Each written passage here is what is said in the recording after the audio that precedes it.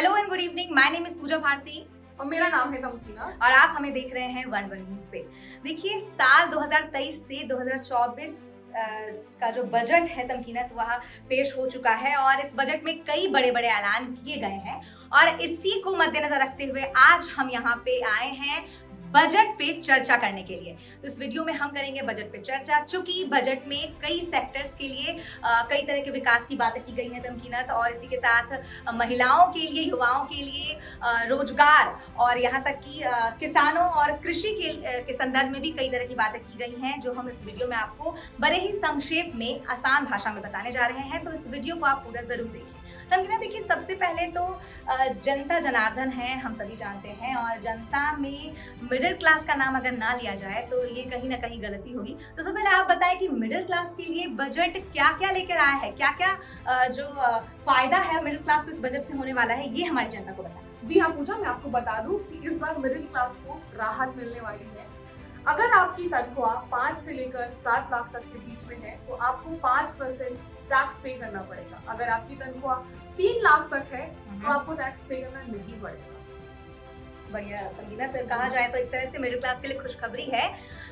और उसी के साथ जब हम मिडिल क्लास की बात करते हैं तो महंगाई की बात होती है। तो बताना चाहेंगे कि जो कुछ चीज़ें ऐसी हैं जो जिनके दाम बढ़ गए हैं, कुछ ऐसी चीज़ें हैं जो सस्ती हुई हैं। तो तमकीना, मैं आपको बताऊं, जो लोग टेक सैवी हैं, जिनको फ़ोन्स पसंद है, मोबाइल पसंद है, उनके लिए खुशखबरी है, क्योंकि फ़ोन्स जो है वह सस्ते हुए हैं। इसके साथ ऑटोमोबाइल्स भी सस्ते हुए हैं, इलेक्ट्रिक व्हीकल सस्ते हुए हैं, लिथियम बैटरी, एलईडी टेलीविजन और बायोगैस से जुड़ी जितनी चीज़ें हैं वो सस्ती हुई हैं। महंगी चीज़ों की बात करें तो देखिए, जितने ज्वेलरी हैं, सोना चांदी, प्लैटिनम या हीरा, ये महंगे हुए हैं। इसी के साथ कपड़े महंगे हुए हैं, पीतल महंगे हुए हैं, हीटिंग कॉइल्स भी महंगे हुए हैं तमकीनत। तो कहीं ना कहीं इन चीज़ों को लेकर मिडिल क्लास को महंगाई की मार इस बजट से सहनी पड़ सकती है। जो लोग सिगरेट पीते हैं उनके लिए थोड़ी दुख की बात है कि सिगरेट 16% यानी 16% उसके दाम बढ़े हैं। तमकीना, देखिए, जब सस्ती महंगी चीज़ों की बात हो गई, एक बहुत ही उम्दा सेक्टर है हमारा मिडिल क्लास सेक्टर, उसकी बात हो गई है, उसके लिए खुशखबरी है, ये हमने अपनी जनता को बता दिया है। देखिए, अभी हम बात करेंगे महिलाओं की। देश में महिला सशक्तिकरण का जो चलन है वह चलता आ रहा है। जी हाँ, और बेटियों की बात करते हैं, महिलाओं की सफलता की बात करते हैं, तो आपको बताएं कि सरकार इस बार महिलाओं के लिए क्या कुछ लेकर आई है इस बजट में। इसके बारे में थोड़ा सा हम प्रकाश डालना चाहेंगे। तो आपको बताएं तो महिला सम्मान बचत प्रमाण पत्र जो है वो सरकार लेकर आई है। आपको बताएं, इस योजना में 2 साल के लिए 7.5% की निश्चित दर से जो राशि है वह जमा की जाएगी, जिस पर ब्याज मिलेगा। इस योजना के तहत किसी महिला या बालिका का नाम जमा किया जा सकता है और आपको बताएं तो इसमें अधिकतम जमा राशि जो है वह 2 लाख रुपए रखी गई है। ये पहली जो योजना है वो सरकार द्वारा जो है वह इस बजट में महिलाओं के लिए लाया गया है। इसके साथ ही अगर महिला किसानों की बात करें तमकीना, तो 54,000 करोड़ रुपए जो है वो महिला किसानों को सरकार द्वारा इस बजट से प्रदान किया जा रहा है। अच्छा तमकीना, देखिए, महिला किसानों की बात हो गई, महिलाओं की बात हो गई। अब जब हम किसानों की बात कर रहे हैं, हमारे अन्नदाता की बात कर रहे हैं, तो कृषि की बात करना जो है यहाँ लाजमी है। तो अब बताएं, इस बजट से कृषि में कितना फायदा हुआ है, कृषि क्षेत्र के लोगों को क्या क्या फायदा मिलेगा। जी हाँ पूजा, मैं आपको बता दूं, उन युवाओं के लिए एक बहुत बड़ी खुशखबरी है जो युवा स्टार्टअप में बिलीव करते हैं या उनका इंटरेस्ट स्टार्टअप में है। तो उनके लिए हमारे वित्त मंत्री निर्मला सीतारमण ने एक नई योजना लाई है।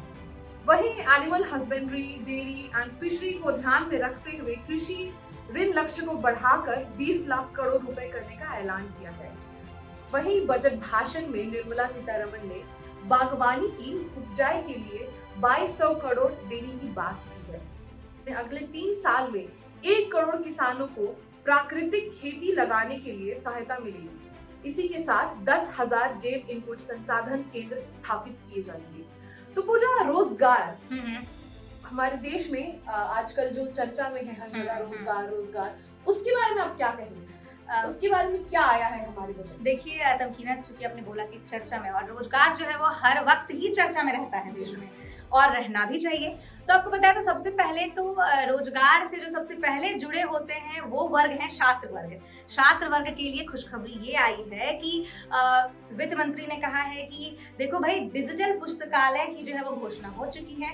जो बच्चे इंटरेस्टेड हैं, जो डिजिटली ज्ञान प्राप्त करना चाहते हैं, वो इस लाइब्रेरी से नॉलेज जो है वो गेन कर सकते हैं। इसके साथ ही केंद्र सरकार प्रधानमंत्री कौशल विकास योजना 4.0 भी लॉन्च करेगी। जी हाँ, आपको बता दें तो इससे क्या होगा ना कि ऑन जॉब ट्रेनिंग जो है वह लोगों को आसानी से मिल सकती है। साथ ही आपको बताया तो देश के 47 लाख युवाओं को सपोर्ट देने के लिए pan India national apprenticeship scheme भी शुरू की जाएगी और तमकीनत इससे 3 साल में स्टाइपेंड देने की जो सुविधा है वो मुहैया कराई जाएगी। इसके साथ ही वित्त मंत्री ने 38,800 टीचर्स और सपोर्ट स्टाफ की नियुक्ति की भी ये भी ऐलान किया है और जो एकलव्य स्कूल हैं उसमें इस तरह की जो सुविधाएं हैं वो दी जाएगी। तो तमकीनत देखिए, बजट जो रहा है वह देखिए, उम्मीदें तो काफी थी, उम्मीदें बहुत थी और उम्मीदें इसलिए भी लगाई जा रही थी कि लोकसभा इलेक्शन आने वाला है 2024 में और इसी को मद्देनजर रखते हुए जो मोदी सरकार है उन्होंने बजट को बनाया है, बजट को पेश किया है। तो जो देखने वाली बात ये होगी तमकीना कि इलेक्शन चूंकि आने वाला है 2024 में, लोकसभा चुनाव आने वाला है, तो ये किस हद तक जो है यह अपना ये बजट जो है वह जो पेश हुई है आज, वो अपने उम्मीदों पे खड़ी उतरेगी। जिस सेक्टर को जो भी दिया गया है वो उस सेक्टर को उतना फ़ायदा मिलेगा कि नहीं। और इसके साथ ही आज जो हमारी बजट पे चर्चा है हम उसकी समाप्ति यहीं करते हैं। उम्मीद है कि आपको हर चीज़, हर पॉइंट बहुत ही आसान भाषा में जो है समझ आ गई होगी। तो इसी के साथ आज के चर्चा को हम यहीं खत्म करते हैं। तब तक आप देखते रहिए one world news. Press the bell icon to never miss a video from One World News.